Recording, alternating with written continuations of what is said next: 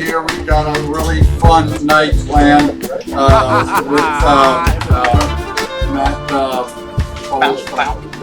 Fowles all the way from the other side of the world. There you go. So I know a lot of you are new tonight, so welcome to our welcome to Vintage Wine Cellars and at one of our special seated tastings where we've got some folks live via.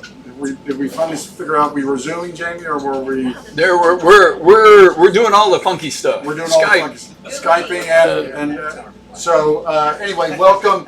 We've got this great idea tonight. Kelly Cordes, our friend, who's with Pacific Southern, represents Farm to Table here in the Florida in the U.S. and so she also has a knack for being on the creative culinary side. So. She and Beth have created 6, I think, bites of food tonight, all from locally sourced product base. So should be a lot of fun. The wines are going to be delicious. We're going to start with the Sauvignon Blanc and go to a Chardonnay, and then 3 reds, and then finish up with this great, delicious Riesling. So. Jamie's going to stay on the high top there for now, just because I think he's got a lot of screens and cameras to work with. But that's okay. We'll be fine. So everybody has Sauvignon Blanc in their glass, and Kelly's going to come out in just a little bit and tell us what the food courses are going to be. But I see a big shrimp, and I see some other really tasty things in there too. So they're going to concentrate on that. Jimmy and I are going to pour you the wine as we go along. So you'll need both glasses, the white wine glass, which is where you have your wine now, and then the bigger glass will do for the reds. But hold on to your white because we'll need that for the Riesling for the finish up with some great dessert bite that Beth has done. So should be fun. We don't, I think a lot of us are used to our cheese plates, which we're not going to do tonight because we've got something better. Not better. Something different. So. Oh, I think it might be good. Yeah, I think it might be. Probably right. So you can see, us on the screen here, and then we're going to get Matt in here pretty soon. There's Matt right there. There you go. Everybody applause for Matt. Welcome to Tampa, Florida, and the Vintage Wine Cellars. Thank you, guys. Pleasure to be here. Do you have the lineup of wines that we're going to do? Do you have the line? You've got the line up. I think Matt. I'll do a quick intro. Matt and I've been talking and prepping, but Matt's got a list of wine. He's got some great slides to walk through. Like usual, I think we'll roll through, hear a little bit of the story. We'll taste some wine as we go, and ask questions. Remember, kind of conference call protocol, right? Where if you're talking, he can hear it. So we'll try to make sure that we can hear what he says. And hey, live from Australia through the miracle of modern technology, we've got Matt here on our big screen. So Matt, thanks for joining us here at Vintage. And hey, take it away. Tell us the story. All right, man. First of all, a big g'day here from Australia, inserting watching you drink wine as I sip coffee, but nevertheless, we'll proceed. And I've got to say that food looks delicious, so it's very difficult not to have that in front of me as well. As Jamie mentioned, I'm very happy to take questions as we go along, so feel free to interject. Often these things work better when we have a dialogue. And the other thing I'll say is this will be like a wine tasting like I imagine you've never had before. So where I don't do these things in an overly formal way, I'm happy to get super geeky on detail if you'd like, and we'll cover a lot of detail on the wines. But for me, it's about creating a picture of this place because I believe that the best wines are made in the vineyard, and I want to give you an impression of our region. So if we go to a global context, we're obviously in the Southern Hemisphere in Australia, and Australia is a massive landmass, as big as the United States.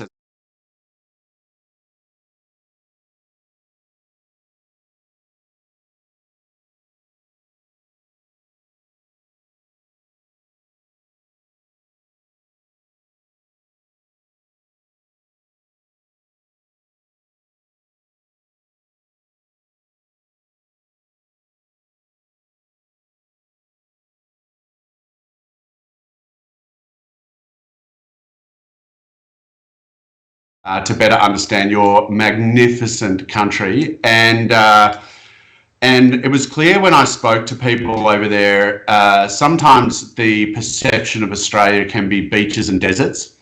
And we are neither of those. So we are inland in a mountain region, and I literally had to drive at half the speed limit coming down here off the mountain to our restaurant, because we were shrouded in cloud. So we get snow in winter, flurries of snow, and it is a genuinely cool climate region.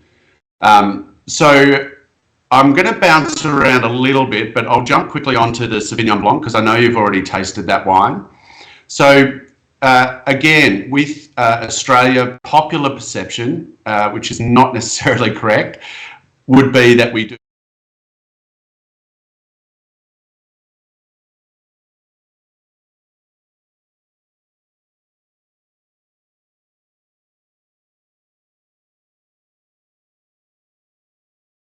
from New Zealand, and they're certainly known for that.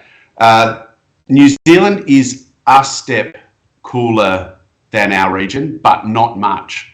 So again, most people would think of New Zealand as a very cool climate, and then there are pockets within Australia that are very cool as well, ours being amongst the coolest. So it's hard over screens because normally at this point I'd ask for your feedback about the wine, and if anyone has some feedback, I welcome it. But from my point of view, the things I'm looking for, I'll go into it in more detail, but we are obsessed with food, which is how I have the body shape I have. And we always like to make wine in the context of food. So for me, as a winemaker, the trophies, although we win our trophies, our fair share of trophies, that's not my guiding light. For me, the hero of our wines is when it's matched to food, much like we're doing tonight. So both a reflection of the region and the philosophy that works well with food has this Sauvignon Blanc presenting in a very aromatic way, very fresh to taste. So when you sip the wine, your mouth will water quite strongly, and that's about a freshness of acid. A little fact off to the side for a moment. In some of the colder regions of the world, winemakers are allowed to add sugar to build alcohol and weight in a wine. It's illegal in Australia to do that. But one of the things we get to do in Australia and actually the US as well is we can add acid. And we typically in warmer climates, wines will drop acid. That sounds like a Woodstock reference. Typically in cooler climates, as the fruit ripens, the acid declines in the fruit. And one of the things to do is to catch the ripeness so that you've got balance of acid. It is much easier to do that in a cool climate. And so with this wine, unusually in an Australian context, and because our region is very cool, this is 100% natural acid. So what and this is my goal for all of our wines, is minimum intervention, reflective of region, but also style that works well with food. Jamie, is it a worry? I'm already getting sick of my own voice. Are there any questions from the floor? Any questions? I put you on mute to make sure we weren't getting any, or I put us on mute to make sure we weren't getting any reverb. But That's I don't know. Everybody's tucking into this little. We've got a little Should we tuck into shrimp and what do we have? Shrimp and watermelon. Hey Kelly, what do we have? Yeah, Kelly, what do we have? There we go. We're everybody's getting into their shrimp and watermelon. I saw in your pictures you had some great pictures of some lobsters there, which Kelly didn't for the lobsters. But and have we moved to the Chardonnay yet, Jamie? We haven't had the Chardonnay yet. We're still everybody's still finishing up the Sauvignon Blanc. Perfect. So just a couple of comments. You know, watermelon is surprisingly aromatic, and that's going to be a really nice match with the Sauvignon Blanc. Those really punchy, high aromas like passion fruit and that sort of thing. I will encourage you to really think about how the wine feels in So that freshness of acid. And acid is the key in food wine matching. So one of the absolute keys, it's like a highlighter pen. It really pulls out ingredients and lets them sing. So I think there's a lovely freshness of acid in that wine that will help do that. But Jamie, your comment about lobster, I have included some photos of lobster. So you'll quickly start to understand that my obsession is in fact wine and food together rather than wine alone. And wild food might even be my lead passion by like a 0.5%. And one of the things we do in Australia, I mean, we've got a massive nation or landmass with less than 1/10 of the people of the United States. So equivalent landmass and less than 1/10 of the people. And so we've got these regions that are just vast and wild. And one of the things I particularly like to do, there's a region in the west coast of Victoria where my father was born, but very, very remote. And we'll go down there, and it's famous in Victoria because it's got, apart from having the highest cliffs, it has the largest land-based seal colony in the state. And I imagine you know this living in a sort of coastal state, I guess, with Florida. But wherever there are seals, there are sharks. And in our case, they're called great white sharks. And we've got tagged great white sharks at this colony. And for everyone that's tagged, it's rumoured to be 3 that aren't. And the seals are basically KFC for sharks, right? So they're circling all the time. And because of that, a lot of my fellow Australians will not go into the water, possibly sensibly. But what that means is me and my mad mate, Wes, we get to go into the water.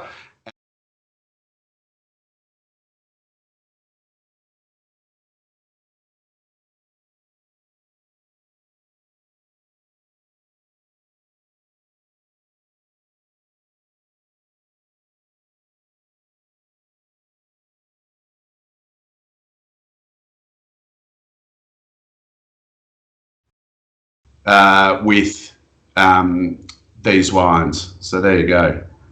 And in our country, we have to wrestle them. So this is with scuba tanks underwater, and we have to wrestle them with our hands. So we're not allowed to catch them with nets or nooses.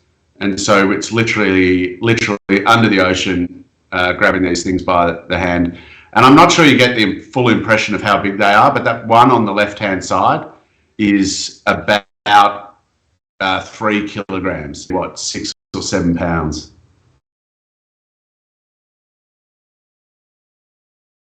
There you go. Yeah, we have Caribbean lobster here.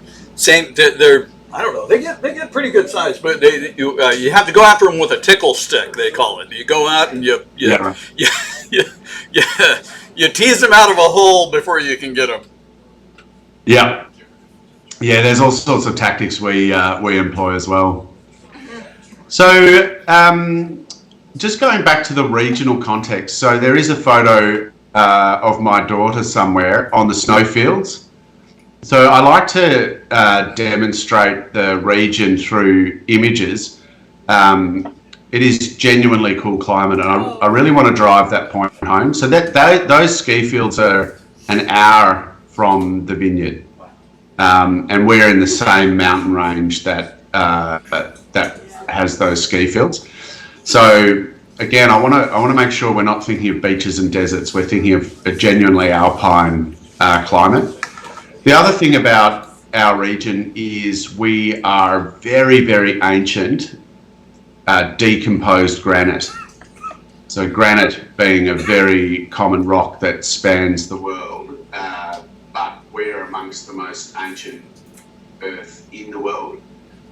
So for instance, our soil is more ancient than the soil that makes up France. And that's not me being a competitive Aussie, that's just an observation. I'm not saying one's better than the other, but it does have an impact on how our wines are grown. Because if you obviously France has an older winemaking tradition than Australia and the US, but if you believe that fine wine is made in the vineyard, which I believe, then the bedrock or that parent soil is super important in the style of the wine. So I'd love to show some pictures of the region. Just before we do that, number 15, the bright red dot in that map is our Strathbogie Ranges. And usually when I'm in person with you, I'd give someone a prize in America if they can pronounce the way I do, because it invariably doesn't happen, which is totally fine. It's more Strathbogie or something like that. I think we had an early debate about whether it was Fowles or Fowles, or so even just getting your name right might be a challenge. It's Fowles. I encourage you to adopt a broad, sweeping accent like we have here. Actually, when I lived in the US, I learned to pronounce my R's a lot stronger. So I was tasting in Virginia at Whole Foods at some point, and I kept getting these people looking at me blankly, like just not really. And so I really acted on the language so that people could understand. If you don't understand me, feel free. But yeah, we've got a pretty twangy old accent down here. So, Jamie, if we could show some of the regional shots, please. Like the, let's see, how about, let me pull up Mountains and Rocks. How about like this one? Wow. Yeah, that's what I'm talking about.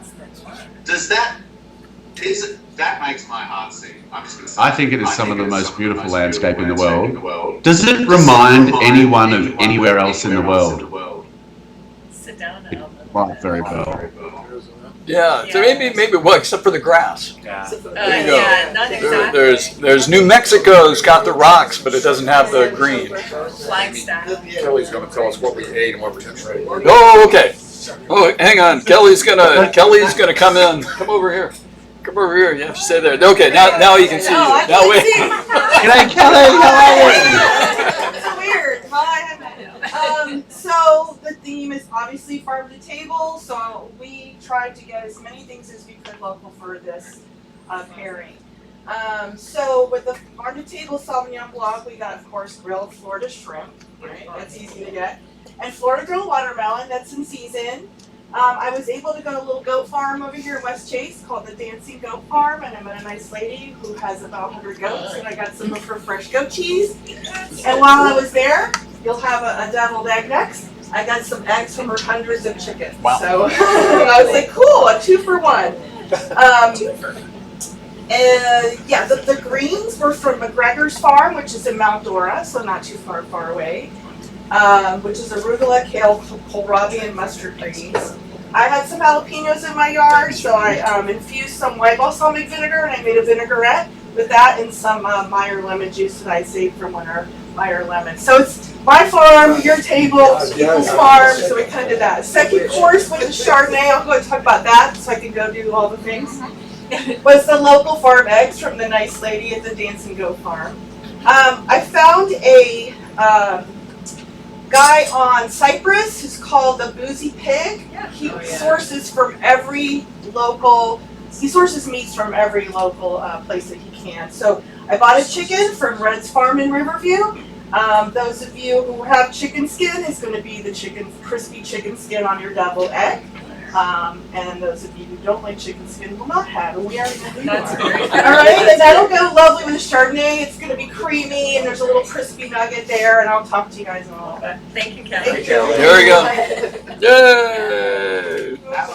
Kelly. Yeah, that's Kelly's amazing. she takes good care of us. She It's takes good definitely care. talking my language with the locally sourced produce. And just to be clear, Jamie, this tasting should come with a warning. That is torture for a guy like me. Yeah, Hearing about that delicious sorry. food.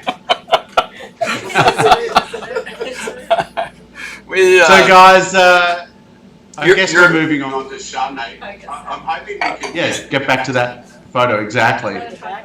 Photo. Sorry. Here we go. Oh, you're good. And maybe if you could flick on to a couple, have we got a couple more of the region? And I'll tell you which one. That's a beautiful shot. We'll go one more.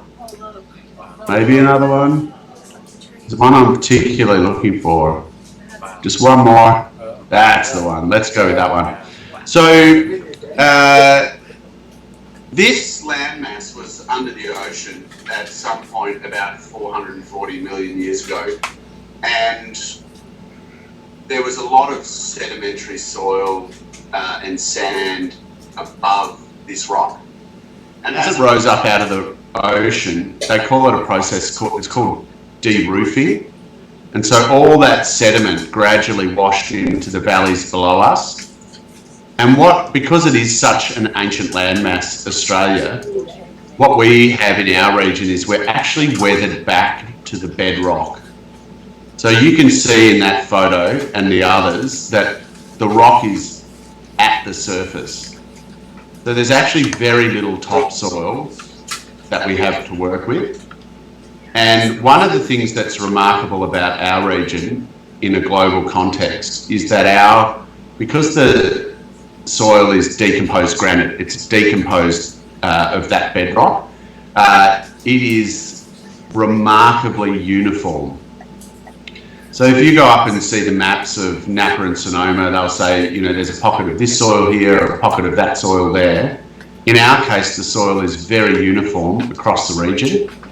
And so with our wines, when we're building complexity into the wines, we need to consider other factors that have a bigger impact than soil, which include the clone of the vine and also the aspect of the site. So you can see that block in the foreground is angling back towards me, and then the other half of the block is actually angling back the other way. That aspect, so we'll often pick this end of the block, the nearest end of the block, separately to the other end of the block, because we will get different characters across the block. So that block is a block of Cabernet, and we have sometimes harvested it at 5 different occasions during the growing season. One block, 5 picks, which is pretty extraordinary. But it's about highlighting these different characters in the wine and building complexity. But just about the Chardonnay quickly. So the Chardonnay, again, I think because we are an alpine climate and we get that, we've got that granite bedrock that you've seen really clearly in those photos. There's a phrase in winemaking circles called minerality, and you've probably heard people saying it from time to time. And it's basically it's a descriptor. You can't taste minerals, but it's a descriptor that is used probably to describe mostly acid and texture in the wine. And one of the things about regions that have this very evident stone and this very ancient soil, coupled with a cold climate, which is what we are, is a lovely minerality. So with all our wines, the way I describe it to people here at the tasting room when I'm doing tastings with the public, so people with perhaps lesser wine knowledge, I'll describe it as if our wines were a banana, they'd be a banana with a green tinge to the skin, not a banana with big brown spots. And I hope that makes sense. And I don't mean to be patronising, but it's a really effective way of describing our preference for the wines that exhibit this freshness, vitalness and minerality. So I know from your life, when you've had a banana with big brown spots, they're much riper, much sweeter. And then, a banana with that slight green tinge to the skin, it feels different when you're eating it. It tastes different. It's not as sweet. And our wines more closely reflect that. So they're more restrained and elegant, and then this lovely minerality and freshness of acid that gets your mouth watering. So going back to the start where I mentioned about the preconception sometimes about Australian wine, big bold Shiraz and big bold Chardonnay, I hope that this wine surprises you. If you're familiar with Australian wine of old, that this wine surprises you for its freshness, its restraint, its elegance. If we tasted this blind, it would often wrong foot some of the best pallets because they don't expect it to come from Australia. They might place it in Europe or New Zealand or the core regions of the US, for example. I've got a somewhat embarrassing story for you now. So I'll get. I can get that exactly, but I think. So one of the. Look, we are a family-owned winery. I am 43 and I've been doing it nearly 20 years. We're all in. My wife designs the labels. You know, I manage the team and vineyard and winery, and people don't show up to work. I can even make coffee. You know, that's our life. We're a smaller winemaking family, and so we're all in on this. And I was actually an attorney before, which is another thing that I can revisit later. I'm still recovering after 20 years, I might add.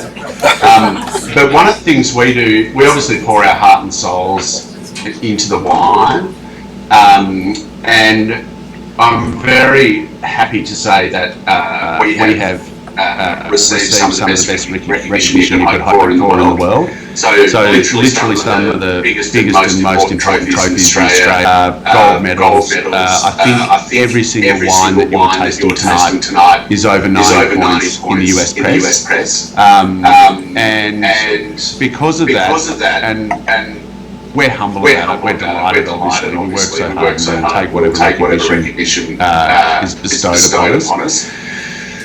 But one of the things it's allowed me to do is meet with the best and the brightest in the wine reviewing world, and I see those reviews up there now. You can see Lisa Perotti, Brown MW, Master of Wine, Jancis Robinson, a UK-based MW Master of Wine. I've met with both of those people many times in my career.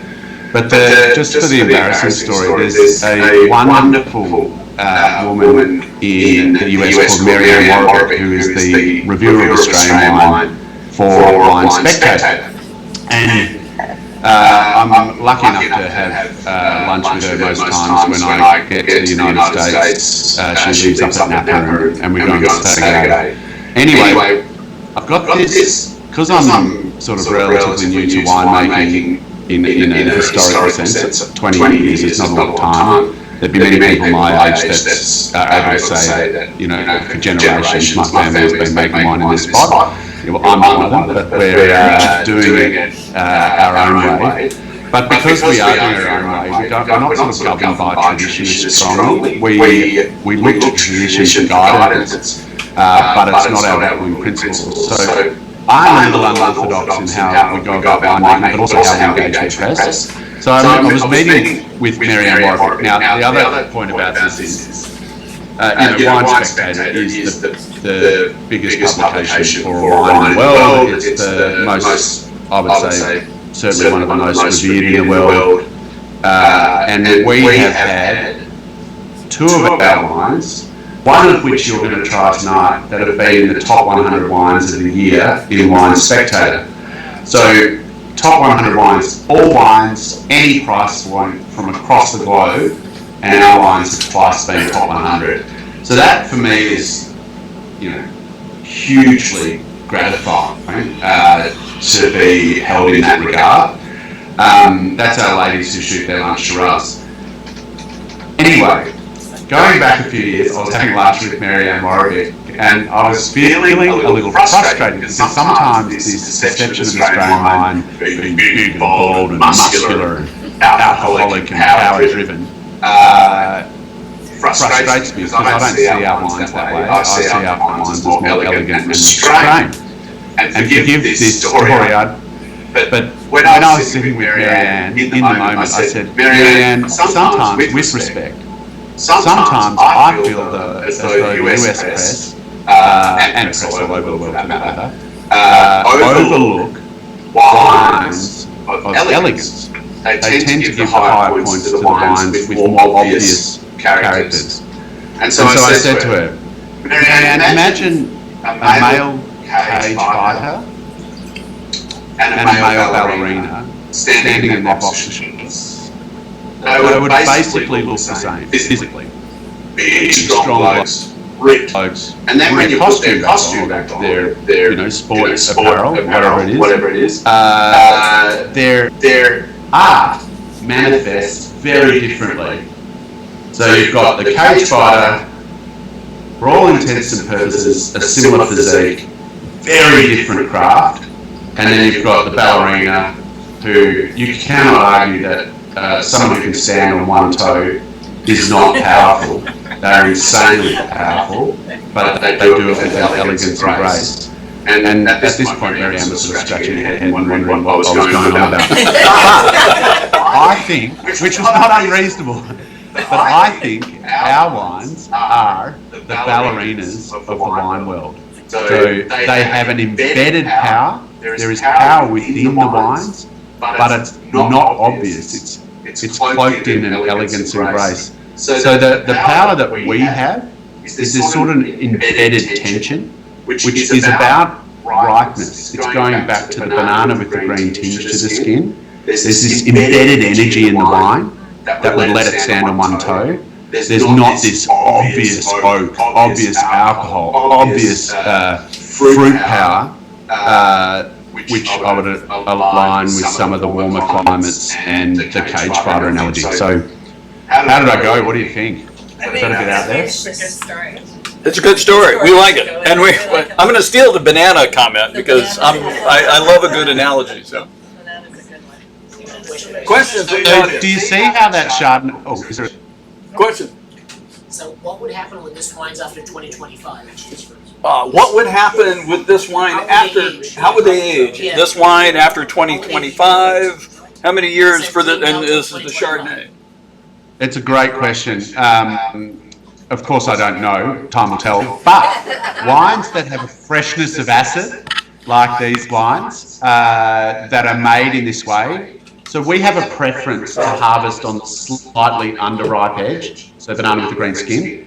They typically age better than the riper style when you're harvesting riper at vintage. So I would be very, very confident opening this wine at 2025, no question about it. You'll get some more tertiary characters, perhaps a slightly darker colour.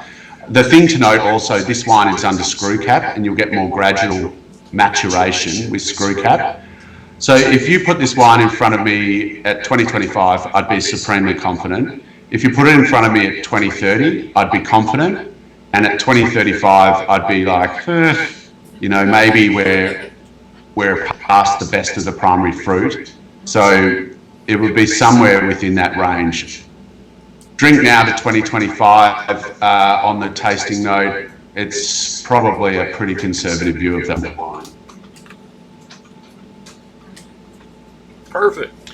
I admit, I drink a lot of old Chardonnay, and I love old Chardonnay, or I love well-aged, well-cellared Chardonnay. So check with me in 2035, and I'll let you know how this one is doing.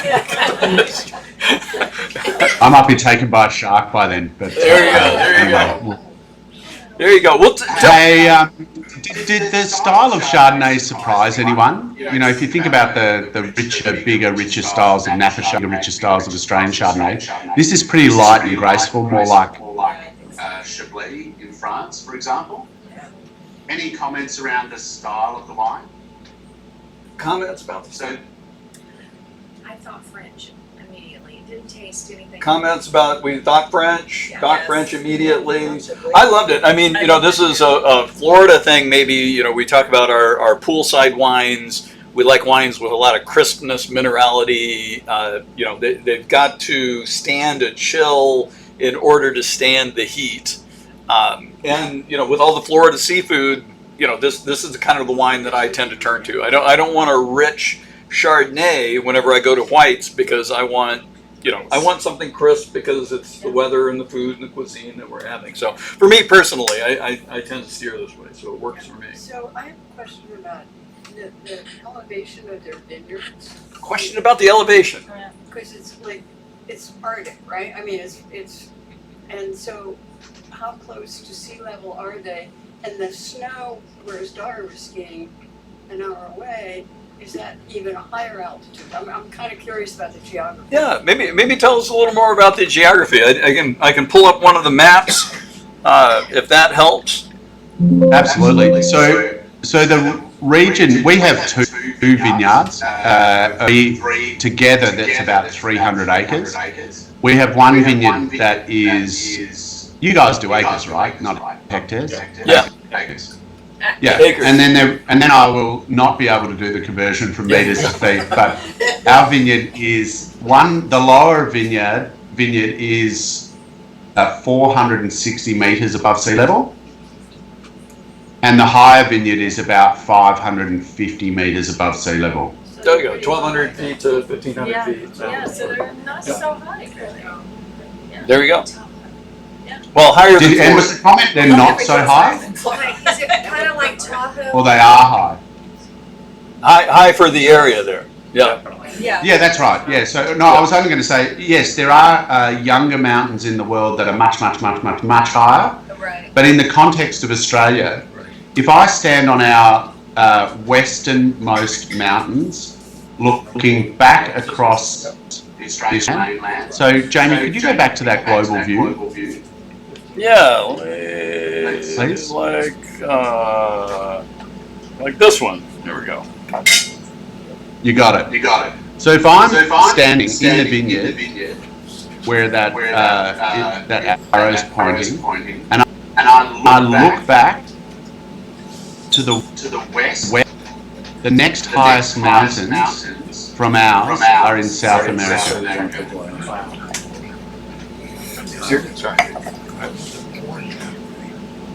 So, and the answer to the earlier question, the snowfields above us are perhaps another 500 metres above sea level.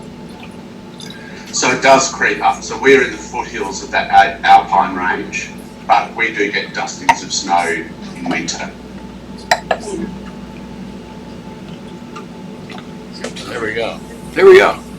Yeah, I was kind of surprised the call it the incongruity of the some of these pictures. I mean, it does look deserty. If I pull up this one, brown grass, kind of scrub trees, sheep grazing. Not necessarily, but you can see the hills in the background. I guess it depends on where this is, and kind of if you're looking at the neighboring hills or if you're also on a hill. Yeah. Well, in our case, those hills are very distant, and in our case, we actually sit on a rock peninsula.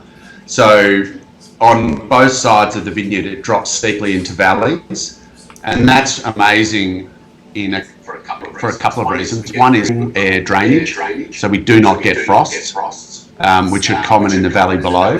But the other reason is that it's quite windy where we are, and wind is super important and super helpful in disease management.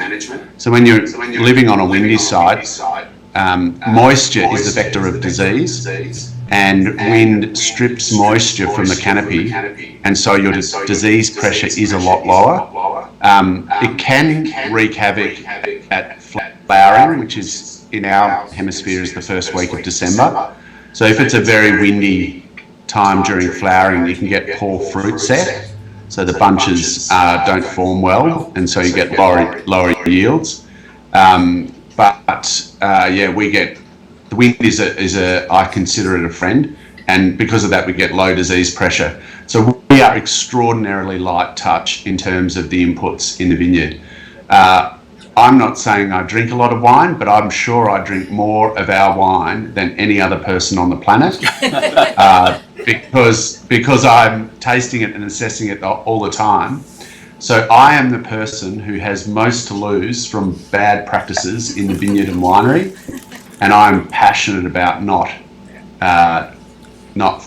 being the case. So we're very light touch. Hey, I noticed that the Pinot has hit the table. I saw someone swirling Pinot now. Yes. So Pinot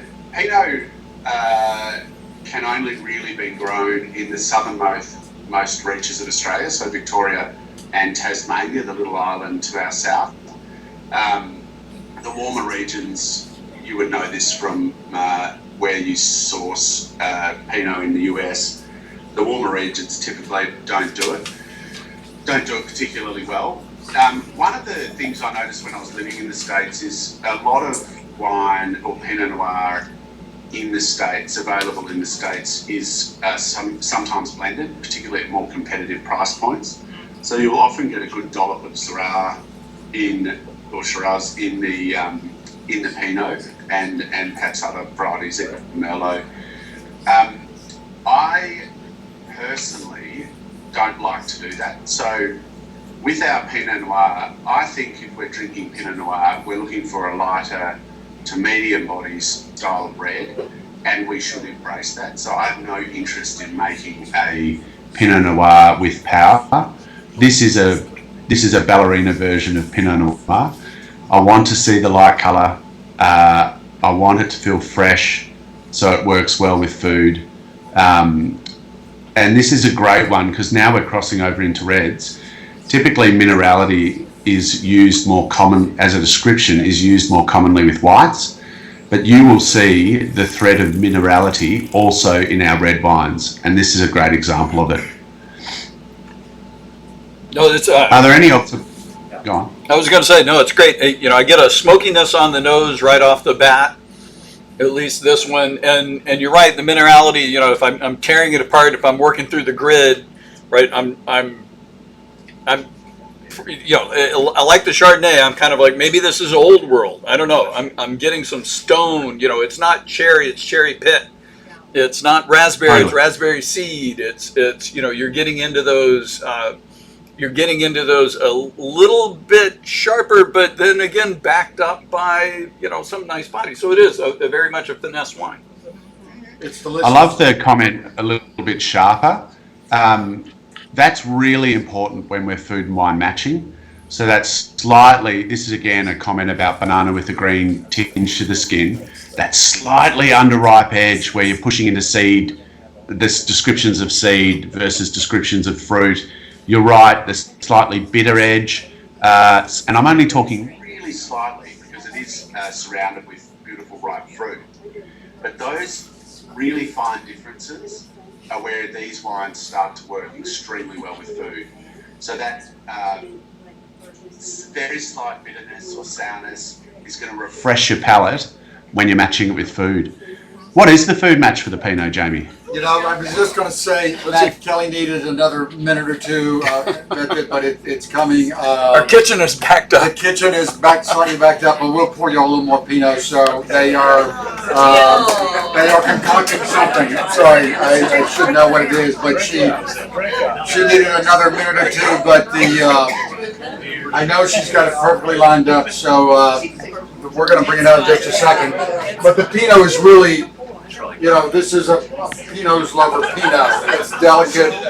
It's got a ton of complexity to it, and it's it's what 2020 vintage. So it was harvested in May 3 years ago, actually.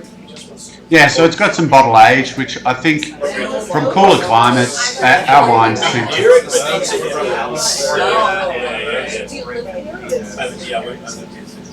Everybody's conversing over it. No, but Good. not everybody. So with looking at the winemaking, stainless steel. Is this native yeast? Is it? Do you use a lot of punch downs? I mean, it doesn't taste like it's a lot of. Tastes like it doesn't have a lot of skin contact. It doesn't. It tastes like just get it in there and let her rip. So this is yeah, sure, that works. No, I reckon there's a lot of fairness in that comment. I think when you're making wine from a cool climate, it's very easy to lose balance. So balance, I think, is the hallmark of great wine, balance and complexity. So when you're making wine from a cool climate, the character's more subtle. Remember, we're the ballerinas, we're not the cage fighters. So when you introduce secondary characters like oak, it can be very quick to overwhelm the fruit characters in the wine, the slightly more subtle fruit characters in the wine. So we are always very careful not to use too much new oak, and that's why there's a larger part of the wine spends time in stainless steel. Stainless steel is great because it doesn't let oxygen to the wine. If there was an oxygen is the enemy of primary aroma, primary fruit aroma. So if there's one natural advantage that our region has against other regions in the world, it is intensity of aromatics. So if I was going into battle with all the other regions in the world and I wanted to play my strongest card, it would be aroma. And that it would be my sword and it would puncture the shield of the other guys. I don't know if I'm going off track here, but work with me. But yeah, so aroma is a very important part of what we do. So when we put wine or mature wine in barrel, we do lose some of the aromatic intensity. So in our wines, it's a bit unusual, but we tend to have a good proportion of them matured in stainless steel for the retention of primary aroma. Got it. Now, is this from? I pulled up the map of Billy's vineyard because I saw several Pinot blocks. Is this where this one's from? Yeah, so that is predominantly Pinot from our Billy's vineyard. So Billy's is actually, it's named after my mother. That's her grandmother name. My children call her Billy. The Billy's vineyard, and it's Pinot Noir dominant. It is the lower of the two vineyards, so this is 160 metres, and it ripens about 2 weeks earlier than our higher vineyard. Now, what you really can't tell from this picture is that the whole vineyard is on the southern side of the road. That bit you can tell. But the southern side of the road slopes to the east. So we get protection from the late sun. So we get a much cooler environment where the fruit's ripening, which means we get more gradual ripening, which leads to intensity and that preservation of natural acid that I was talking about earlier. So again, compared to other wines in the market, I think you'll see that this has a freshness to it, a brightness to it, which is a good measure that is due to where it's grown. There you go. Yeah, I did. The other thing I'd say about Pinot, sorry, quickly, the other thing I'd say about Pinot from Strathbogies is we tend to get a more cherry, strawberry expression, not so much the funky, barnyardy expression of Pinot you might see in other regions with different winemaking. Yeah, we just got back from Oregon, Willamette is always characterized by kind of that cranberry note, and I get this a lot with that as well. That kind of cranberry skin. And in fact, again, blind, I probably wouldn't have guessed Australia in a million years. Oh, right. I might have guessed exactly New Zealand. But I probably wouldn't. I probably would have guessed Willamette. I'd say California. Well, hey Jamie, does Willamette get flurries of snow in winter? It's a valley, right? It does. Yeah, it does on a rare occasion. Yeah. They get 1 or 2 inches and they call it snowpocalypse. Oop, they're That's interesting to me. You draw the comparison of a region that also gets is cooler and has these little dustings of snow. There you go. Well, they brought out the food and they've re-poured the Pinot. So we may have to move the stories faster than the wines because I don't want to lose you, and I know I want to hear the story of women who shoot their lunch. I want to hear about microbats. Oh, microbats. Well, let me go to microbats right now because I did just say that we're relatively light touch. We are light touch, actually, not relatively. We are extremely light touch. I'm the guy who suffers from bad practices, remember? But yeah, so one of the things we are crusaders for biodiversity, and I don't know that I left my cat in the car. Oh, actually, I've got one here. I've got my team now wearing these stick pins. Lady, show you. Everyone's wearing one of these stick pins Oh, the back. because There you go. we have an abundance of microregion. And the obvious question now is, well, how does that impact wine? So there is this brand new research in the world. This research only dates back 4 years in human history, and it started in South America. There's been some research in this in France, and then we are helping pioneer the research in Australia. For whatever reason, there are an abundance of microbats in our region in the Strathbogie Ranges. That's just a natural wonder. Microbats. I'm a big guy. I'm 6'4" and giant hands. They are literally as small as my thumbnail. And Sorry. Matt, can you just give me Just 2 pause seconds? the microphone. of course. Okay, just because you might want to know what you're eating and, alright. So, this is the farm to table Pinot Noir, and so I did a play on the Cuban sandwich. But I made it a dip, because I thought that would be fun. And it was inspiration for these little cups I had. So, we have, La Segunda Cuban bread, can't get more local than the local bakery. I did a mojo roast pork from Nature Delivered Farms in Central Florida, and I got the pork from the Boozy Pig. House-made pickles that I got from Sweetwater Farms in Town and Country, and some Swiss cheese. That's it. Thanks. Here we go. Thanks, Matt. Sorry. Now we've got calls for microbats. Do we have a picture of like small? I don't have a picture of a microbat. I'm sorry about that. You could easily Google a microbat on your phone. Look, let's be frank, they're not the prettiest creatures, but they do serve a purpose in the vineyard, which is what we're discovering. So we formed a collaboration with 2 PhDs, and I love the idea that there are PhDs that study bats, because aren't we lucky to have these people that devote their lives to, a single creature, whether it's a moth, a bat, or whatever.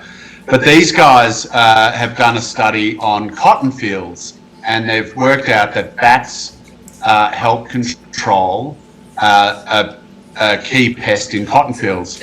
And we're adapting that research to vineyards. And I already knew that we had an abundance of microbats in the region because they fly into the house, and you'll see them in we actually had an expert from Melbourne come up and do a presentation, and in the time she was doing the presentation, she set up microphones. So these bats fly by echo, and so they're always sending out signals, and the signals are unique to a species. So once you record them, you can tell what species it is. And anyway, in the course of an hour presentation, she then went to the recording and said, in the time that we've been talking, that tree over there, there's been 7 species of microbat that have been flying around us, and we were all blown away. Anyway, so I knew there were these microbats, and then I read some information about, what they eat and how much. So a microbat is capable of eating its body weight every day in insects.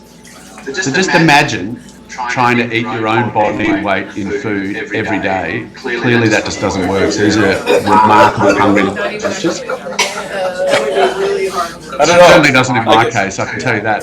I could eat. I could eat a lot of this. I pulled up the picture that you had of the farm to table of the pigs in the farm, because we're having the pork. Yeah, so they're our raised babies that we make salami with. So the final comment. So we've got these 2 PhDs. They're coming down to the vineyard next month. They're going to set up audio equipment so we can actually map exactly what bats we have in the vineyard. There is one block that fascinates me. So it's our block 16 Chardonnay, the imaginatively named block 16. And one end of it has remnant vegetation. So you can imagine a big creek, stream, I guess you'd call it in the US. Lots of gum trees, very diverse plantings right through it, lots of multi-species, all harking back to another era, always been protected. And then at the other end of the block, we have open farmland. And I was talking to these PhDs and my vineyard manager, and we were talking about, it's funny, this block, every year we have pressure from moths at the end of the vineyard. So you can, block 16's, it's just cut off on my screen, but hopefully you can point to it. But at the western end, there's no remnant vegetation, and we get an outbreak of moths every year. And at the eastern end, there's an outbreak of moths. At the western end, there's never any moth pressure. And with what these PhDs told us, they said the bats were prepared to travel about 50 metres from the microbats, 50 metres from their home, the trees, co-locate. And a vineyard is in essentially a single plane. They fly over the top. They never want to go too far into the block because that they're safe and they can find their way. So, and without anything to echolocate, you know, if you look above a vineyard block, you can see straight across it. There's nothing that sound would bounce back from. So, the working hypothesis is that the bats are controlling the moth populations at the end of the block where the trees are. And the reason there are outbreaks in moths at the other end of the block is because there are no bats. So is that the case? One, can we create an environment where bats will live so that they can eat the moths? Other end of the block, can we set up a network of whatever, poles, wires, whatever they need to echolocate so that they will travel further into the block? But the upshot of all this is, now we don't use synthetic sprays for moths. There's biological control, natural control that you can use for caterpillars. But my preference would be to not use anything, and if we can establish healthy bat populations, we won't have to. And we think we already know that because of how this Block 16 Chardonnay works. So they basically come in. The two key predators for vineyards are grapevine moth and light brown apple moth. And they come in, and every night we have an army of volunteers smashing, eating those moths, and we don't have to manage them. And I think that's brilliant, because nature has all these armies of volunteers, and we need to find out how we can work better with them to serve our shared goal. Another thing we're doing is we're introducing insectariums into the vineyard, broadly into the vineyard, along with beehives. But these insectariums, we will actually establish, I think we'll be the first vineyard in the world to do this, where we will establish this network of insectariums throughout the vineyard. So, do you know those pictures, you know when they talk about heart health and they like show a picture of a human body and there's all these veins, blue and red veins stretching right throughout the body? We basically want to create a similar network within the vineyard. So, every 20th row we plant native vegetation. We've actually teamed up with our Royal Botanic Gardens in Melbourne to help establish this. So we want to create this network, which is like a super highway for bugs. A lot of the native wasps, like the bats, won't travel much more than 20 metres from a food source. So we want to establish a network of these food sources throughout the vineyard.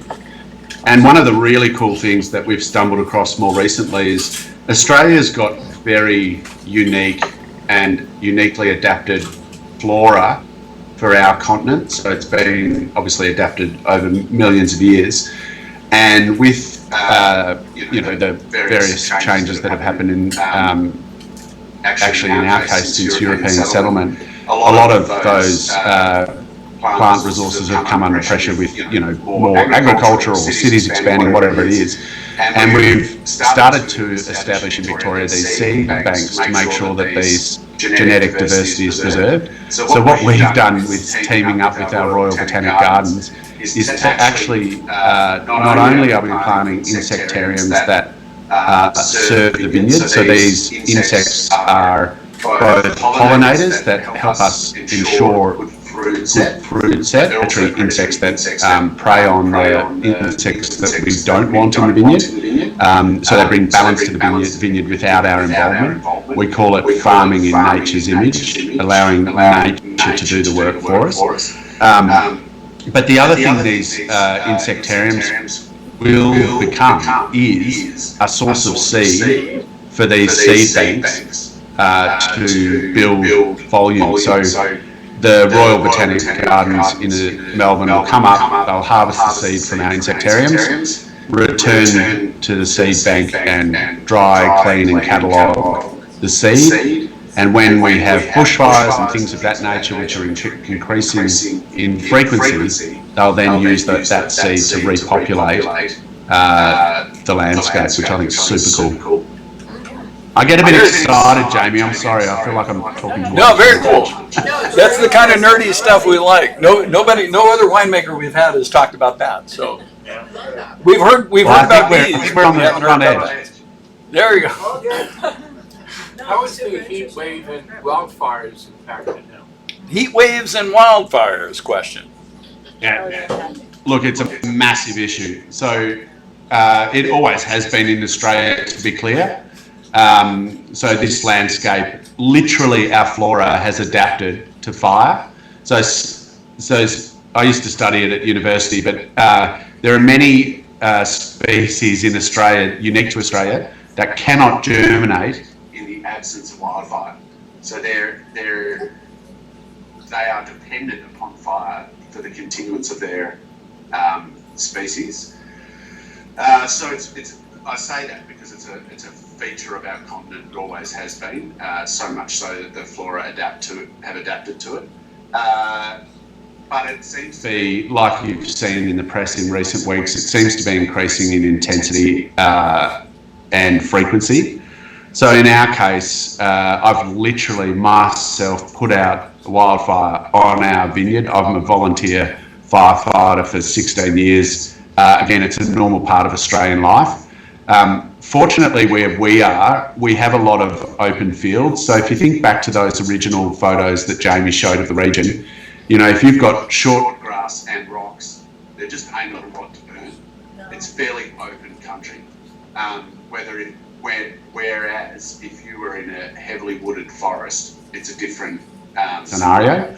So we joke at the fire shed that you could put out a fire with a hat in our open country. And that's pretty true. You know, it doesn't take a lot. We've also got good defences from aircraft. So in the time that I've been a firefighter, we used to fight fires on the truck. And even one year in 2014, I was on the lead truck at a fire called Mount Cecilia, and it was raging, and it was a very delicate time of year. We did not pull a hose out of that truck. All day. We were the number one fire truck on the fire, wildfire. We had 4 trucks bombing that fire, and they're just so effective, particularly in country like this where we're, you know, very pitchy, a lot of rock, very difficult to access. Safety first. If you get caught in there, you can't easily get out. So so it is an ongoing problem, but I think our region, we're relatively able to defend it.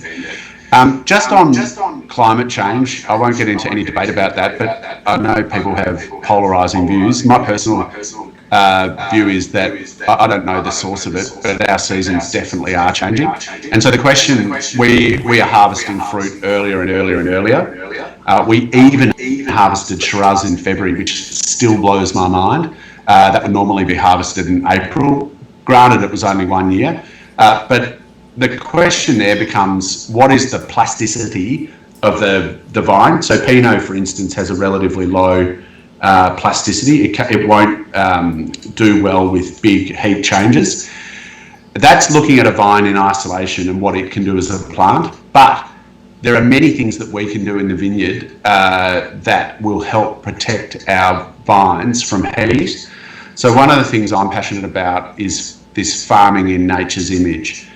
You know, why would we reinvent and put our human views on what nature can do when she's been working at it for millennia? what can we learn from nature to adapt to the environment of the vineyard? A vineyard is a monoculture by definition. So what can we look to nature to do to make it more healthy and reflect nature?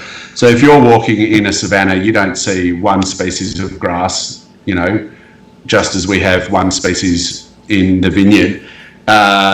You would see a multitude of species. So our vineyard is very happily one of the messiest vineyards I've seen. I'm not interested in spraying chemicals under the vine and leaving bare earth at a time where our seasons are getting hotter, because bare earth baked by the sun in a dry climate, there is not going to be microbial activity in the soil to the extent of soil protected from the sun and moist. So we want cover under our vines for most of the year.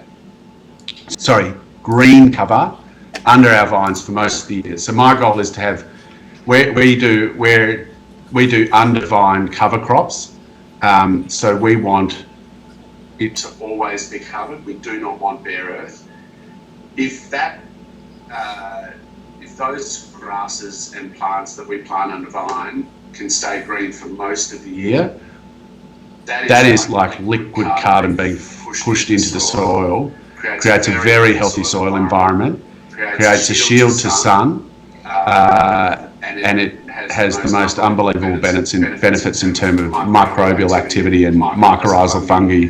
So we want to make sure that that soil layer is very, very healthy, and the primary enemy of that is sun and heat. We put up this barrier so it lets us manage that better, which in turn creates vineyard health. It's a really simple way to provide protection in warm climate. The other thing we're doing is we irrigate our vines. Because our summers are so dry in Australia, it's called regulated deficit irrigation. Very limited water, but instead of doing it placing it directly at the vine foot, the foot of the vine, we're now changing our whole dripper network so that we're actually watering the soil independently. So we're not targeting it just at the vine, we're watering the whole soil environment. And when you drop a drip onto the ground, it then gradually balloons out under the ground. And we, rather than watering deeply just near the vine and concentrating around the vine, we're going to spread it out across the whole soil horizon and drip less, and these little dots will join up and keep that whole horizon appropriately hydrated to drive this microbial function and mycorrhizal fungi layer. Uh-oh, I got geeky again, Jamie. No, there you go. Everybody loves the geeky. Everybody loves the geeky. But we did start pouring the Cab Sauv, and we also noticed some like a I don't know, we'll call it a taste in this one. Is this the winemaking technique that you normally employ? And is this, I've heard material other than grapes. It appears there's some in this bin. I don't know. That's cute. Well, you may have noticed how affordable our wines are, Jamie. That is because of child labour. Child labour is the answer. There you go. That is my eldest daughter helping us out. I'll put it back. I'll put it back. There she is. Who is this able assistant? Well, I was going to switch over to the next slide, which has got the whole working committee. So just to be clear, a couple of things. Thank God they look like their mother.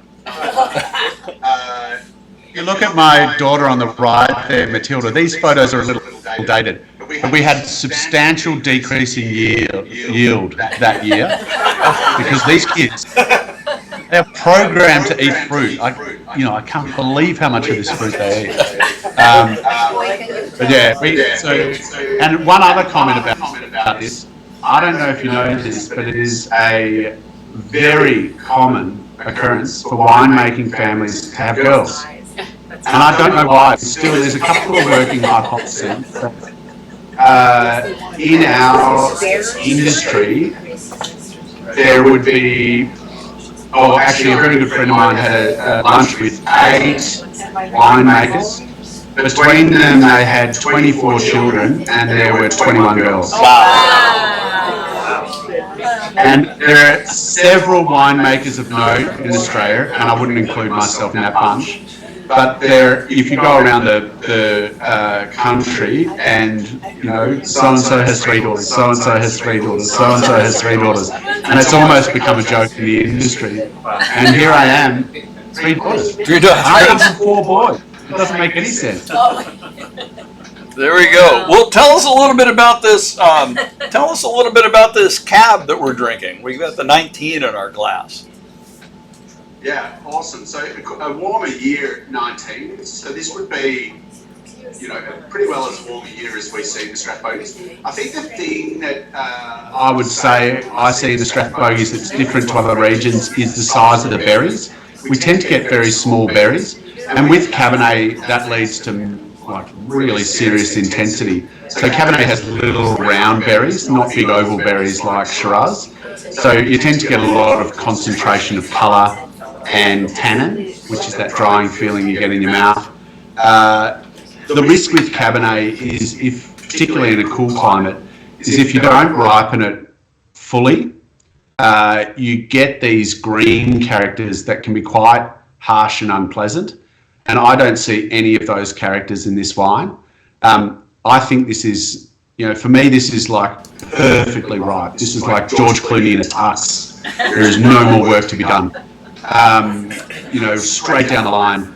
And when you get Cabernet beautifully ripe like that, it still has the balance of cool climate that you would expect now from our region. But again, that slight freshness of acid, very bright fruit characters. I don't get any dead fruit characters in that wine. So when I say dead fruit, it's those overly ripe characters, banana with big round spots. That I don't get any of those like dried prune or these sort of characters. It's all bright, fresh, primary.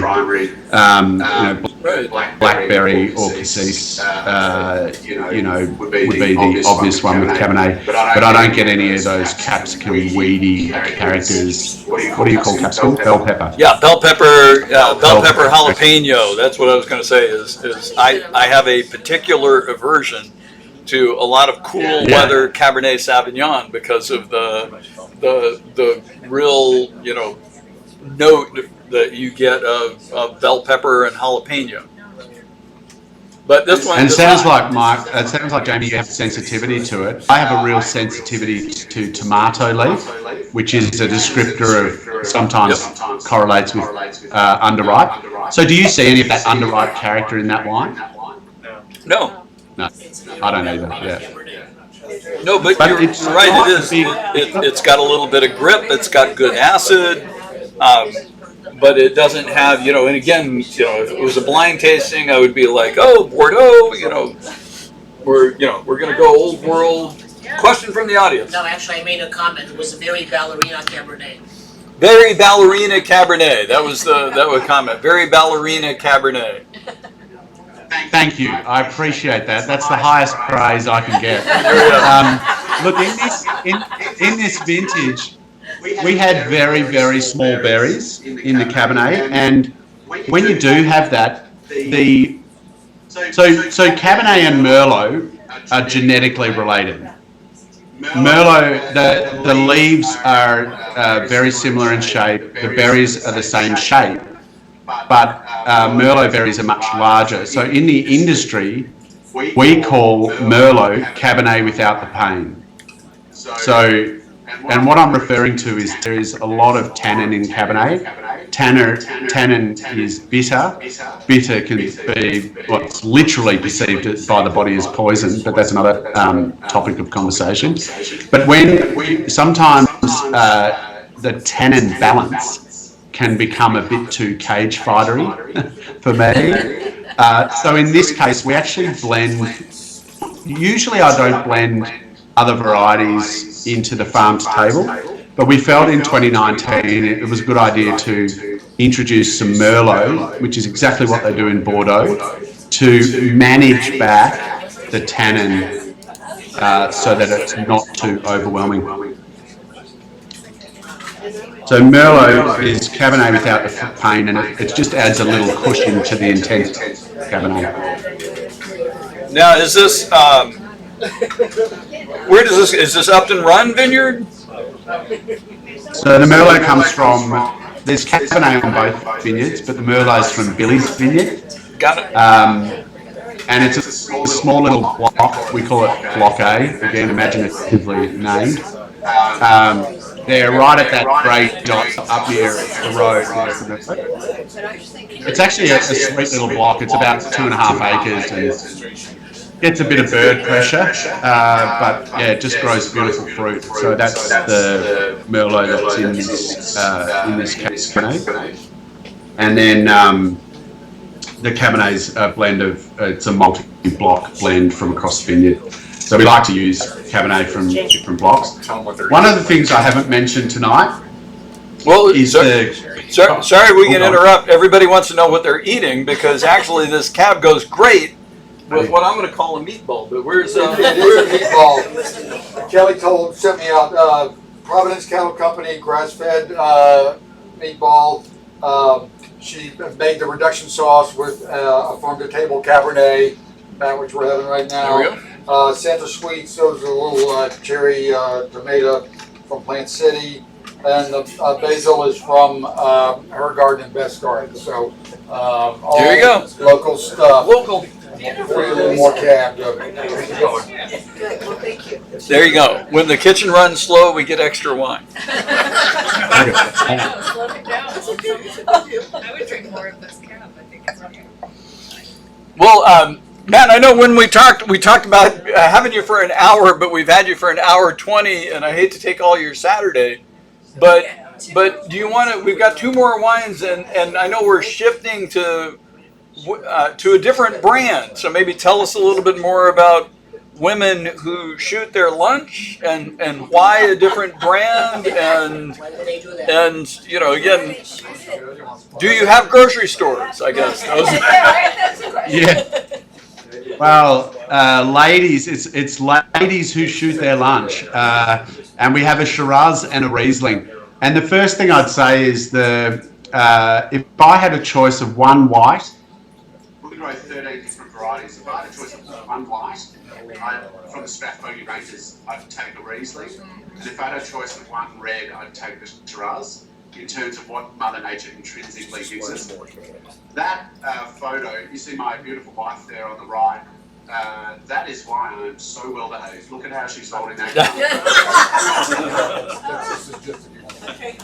Frightening. She flashes that everything. She's sweet, nice, but when she picks up a gun, it's frightening. But no, so if you can imagine, as an attorney, young attorney in Melbourne CBD, I was actually working with an American law firm called Baker McKenzie, and I got out of that and moved up to the vineyard. And when you move, my family are sheep farmers further north, and I've had a lot of experience in the country in the past.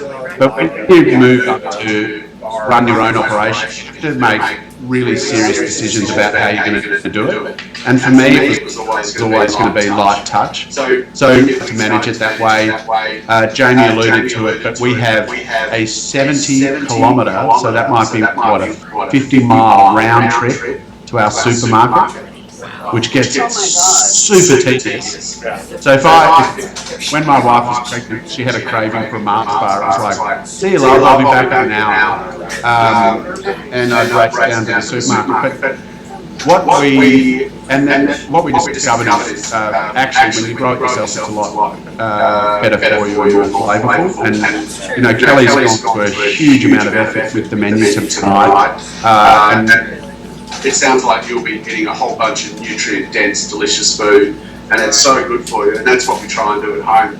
So we started doing it, growing vegetables in the garden. I learned to slaughter my own lambs at Mum and Dad's farm. It sounds a bit gruesome, but it is honestly one of the best things I've ever done because when you confront reality of food, it causes you to think differently about it. And I would consider myself absolutely an ethical hunter and an ethical consumer because I'm so cognizant of what it takes to put it on the plate. So we literally blended farm to table to suit farm meat where it has a higher proportion of fat, and fat plays differently on your palate, and so you can, this is where we are wildly different from other winemakers. We have these very clear philosophies in mind. It's probably a feature of my legal background. We're very clear on the purpose of the wine. We do make a range of wines that isn't available in the States that is just about place, the Strathbogie ranges, but these wines are about a sense of style.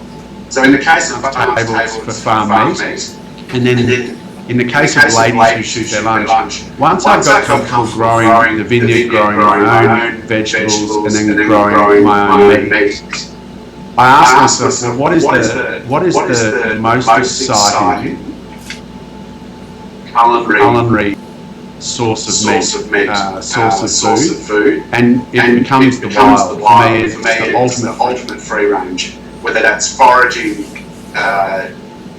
plants and nuts and that sort of thing, or whether it's harvesting wild meat.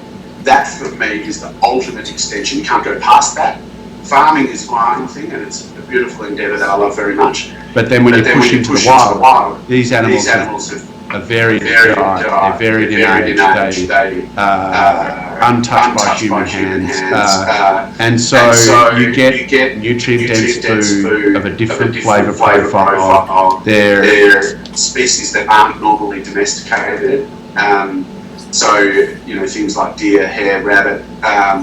So it's a different larder, and the thing that's really important, and this is the absolute essence of ladies who shoot their lunch the wine, is that wild meat is different to farmed meat. And I could present vast studies on the technical attributes that make it different. But there are three things that we think about. One is aromatic intensity of wild meat is much higher.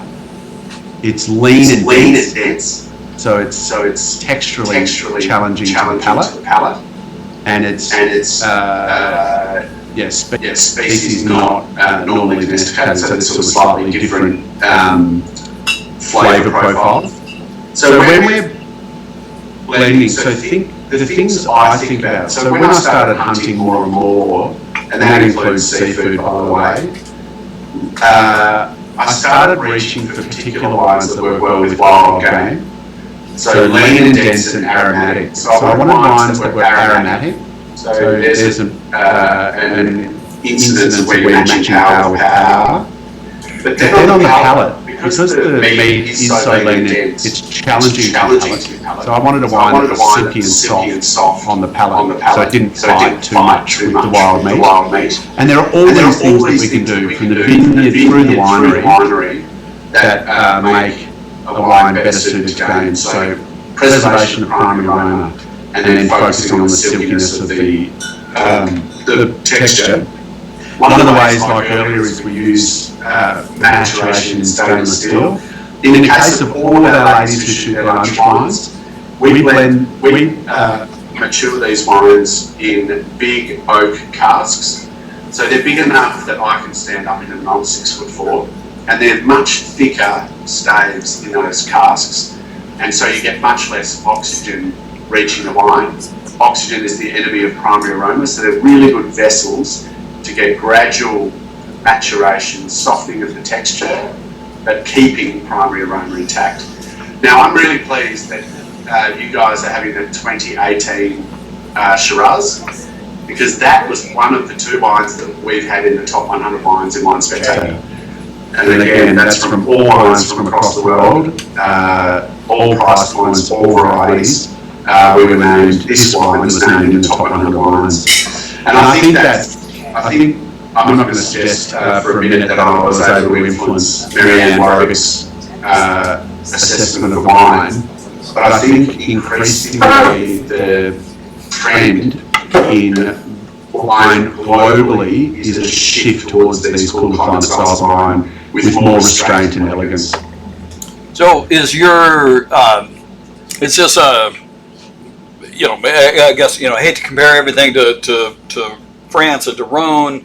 So this starts to get to that northern Rhone style versus, it's almost, I don't know, you've claimed the moniker Shiraz, but, it's time you get a Côte Rôtie, Syrah, and you start talking, that's usually when you get these elegance and a little bit of a co-ferment, and, it definitely has a style whenever you say Côte Rôtie versus when you say Shiraz. Totally. Yeah. And we recently, so the Rhone would be the region we would most often get likened to. And the characters I see are white pepper and violets. They're the ones that sort of take me to the Rhone. Yes, co-fermentation with Viognier is a feature, and we do that pretty well every year. We get really good intensity of colour fixing that way, but also intensity of aroma. But like the best Shiraz from the Rhone, you don't need the co-fermented Viognier to boost aroma. The best Shiraz from the Rhone, the best Shiraz from our place is aromatic enough in its own right, and I think this is an excellent example of that. There's a guy in America, a guy called Mark Davidson, an Australian who knocks around in Master of Wine circles and also is the lead educator for Australian wine in the US. And he would often include this wine in a global lineup, tasted blind, as a wine that would wrong foot and mess up the judgments of the best tasters in the country. So he deliberately puts this wine in to wrong foot people training for their Masters of Wine, because most people see this as more European than Australian. Right. What would be the okay? So yeah, what would be? Help me out. What would be the? Because I've taken a couple of swings at those tests.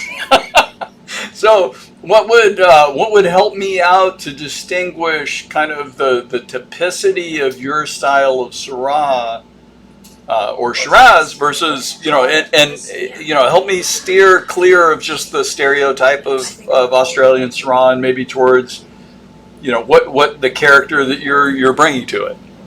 Yeah, so the most clear aromatic characters would be white pepper and violets. They would be the two that I think are very strongly of this place, that we see very strongly.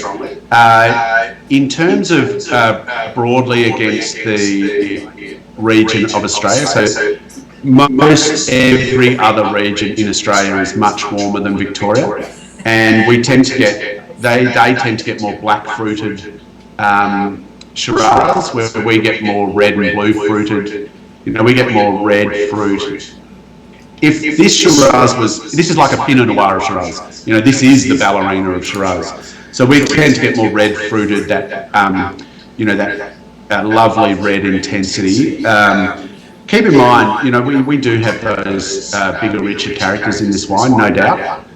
Most of the characters you see in this, most of the tannin is fruit derived, not oak derived. So another thing that would set this wine apart from the broader market in Australia is much more restrained use of oak. And that's because we don't want to overwhelm those prettier characters in the wine. But then underlying all that, I'd go back to acid balance, minerality. That wine gets your mouth watering. I don't have it in front of me because it would be socially unacceptable at this. But I know that wine gets your mouth watering, and that would be a feature of the region and our preference in winemaking. There you go. So yeah, I know it pairs well with food, but does it pair well with an omelet? That would be We have a smoked eel omelette on our restaurant menu, so maybe I'll try it with that. There we go. Well, Matt, I appreciate you giving us an extra half hour. What was that? Oh, question. Just a question, like most Shiraz I've seen have a higher alcohol content than 14%. Is that, and you said softer, more, like it's not as fruit forward, presumably, but Is that intentional for a lower alcohol? So people get very focused on alcohol, particularly in a warmer climate like ours. So it's pretty, most people would say it's unacceptable to have alcohol over 15% in red wines now. That's the actual style you're shooting for. The market would generally favour lower alcohol. In my case, I don't get hung up on alcohol. I get really, really focused on balance. So for me, a lot of people, when they harvest the fruit, will pick the fruit, crush it, put it on a bench, test the numbers. Okay, that's going to lead to a 14.2% alcohol. We need to pick it now. I don't do that. I trust my palate. I go into the vineyard. I say, this is a banana with a green tinge to the skin. It's ripe and fresh. This is when I want to pick it. If my wines in that moment have elevated sugar, I will live with elevated alcohol. So I pick on fruit characters, not numbers. So there will be times where, like if you look at that Cabernet, for instance, that 2019 Cabernet was 14.7% alcohol. Did any one person in that room notice the alcohol? No.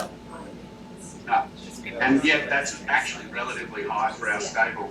The reason you don't notice the alcohol is because the other elements of the wine wrapped around it are keeping it in check. And that's a combination of acid and fruit weight. So my preference always is to focus on ripeness and, again, balance, not alcohol. But generally speaking, our wines would be lighter, from a cooler climate, we would expect our wines to be lighter than the average in Australia. Excellent. No, it is. It doesn't taste like a 14% wine. No. I wouldn't think so. No. That would be a very common feedback. People say, wow, how do you hide the alcohol? And the answer is, balance. So I think And ripeness, getting the ripeness right. and it's being paired in our case with a egg roll of some sort. Do you want me to read it? Yes, he's coming right now. Oh, here comes Dave with the pairing. Right now, so Kelly has created this in an egg roll form, smoked brisket from the Boozy Pig with sorry, I need to go get a barbecue sauce with the Lazy Shooter Lunch Shiraz, and again the center sweets tomatoes from here locally, and just has a light little kind of Frank and pour Yeah, beautiful. eggs to it. So yes, all from here. Enjoy. Very nice. And what you don't realize, man, is we don't have a kitchen. we don't have a kitchen in the store. Kelly's got deep fryers back there and toaster ovens and plug-in griddles, and she's doing a lot of work there. I can't begin to tell you how happy we are to have Kelly on our team. What a superstar. Yeah, there you go. That's what Hey, we do every week here at Vintage Wine. That's right. There's no going back now, right? Everybody's gonna say, where's the bikes? Hey, Jamie, I gather the night's going to kick on. You guys are sounding super happy and look, you're enjoying yourselves. But what I might do quickly is just finish with the Riesling. If I can make a couple of comments about that. Sure. So I know you don't have it in the glass, but the Riesling, this is a variety very close to my heart. So this is the one that I would take to the desert island. Such a versatile variety, and one that expresses region extremely well. Riesling in the Strathbogies is I would say, the number one white. It does very well. This particular Riesling, so Australia is famous for making dry Riesling. So if you look at the German tradition, it's obviously sweet Riesling. Ours has always been dry Riesling, and that's always been typically really clean, really crisp. Crush it, throw it in a stainless steel tank, and get it into bottle as quickly as possible. That's the traditional style in Australia. This Riesling is not traditional for Australia. So we employ much more European winemaking. So this wine gets some malolactic fermentation. It has some lees contact for about 8 weeks, contact with the yeast lees to build that mid-palate richness. It spends time in 5,000 litre oak casks that I described before. The Shiraz casks are actually 150 years old, and then these casks aren't that old but have the same winemaking maturation benefits. I hope that when you're tasting this wine, it will push you into Europe once again. It will have all that freshness and minerality that you would like, and the aromatic intensity is the one I would focus on. One of the greatest joys in my winemaking journey is aged Riesling, and you get these tertiary characters. Some people say things like kerosene, diesel. I don't really see it that way. I just think of them as aged Riesling characters, and they are almost unique to Riesling and just stunning in their complexity and grace. So yeah, I think it's a really special wine. It's a very eclectic wine, very unusual for Australia, and frankly, we don't sell a lot of it because a strangely made dry Australian Riesling is not a big category in the world. However, for people with a good ability to taste and a bit of imagination, tend to love this wine. So I hope that's your experience of it. There you go. Well, Matt, thank you so much. I'm glad you're not still an attorney, because otherwise this tasting would have cost us about $5,000. Thanks for being so generous with your time. We all appreciate it. Everybody, a big hand.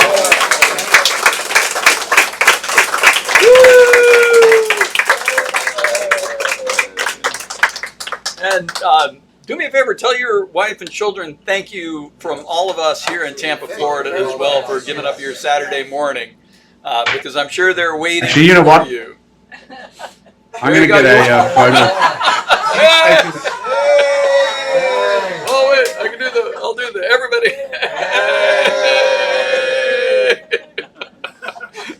Now you can explain, this is what Daddy does for work. What a wonderful feature of modern technology. How good is it to be able to do this together? Thanks for all your time. Enjoy the night. We appreciate it, Matt. Cheers. Cheers. Thank you. Yeah.